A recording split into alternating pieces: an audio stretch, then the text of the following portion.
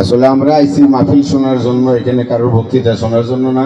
হুজুর ওয়াজ করবে, আমরা শুনবো, যেটুকু পারি আমরা আমল করব। আর এখানে প্রধান অতিথি, সভাপতি, বিশেষ অতিথি, এনে আনু সর্দার, জলিল মেম্বার, আমরাই সমাজের নেতৃত্ব দিই, যাতে আমাদের ব্রাহ্মণপাড়া সমাজটা আমরা যাতে ভালোভাবে সুষ্ঠুভাবে পরিচালনা করতে পারি। এই জন্য সবার কাছে দোয়া চাই। এখানে কোনো রাজনৈতিক বক্তব্য না, কিছু না।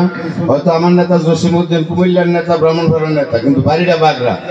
এই দিক দিয়া আসা যাওয়া করে আমরা ওনারে পছন্দ করি, ওনার জন্য দোয়া চাই। ওনার মা অসুস্থ, ওনার জন্য দোয়া চাই। আর আমরারে আল্লাহ যতদিন বাঁচাই রাখে, আল্লাহ যাতে সুস্থভাবে বাঁচাই রাখে, হুজুরের কাছে এবং সবার কাছে দোয়া চাই।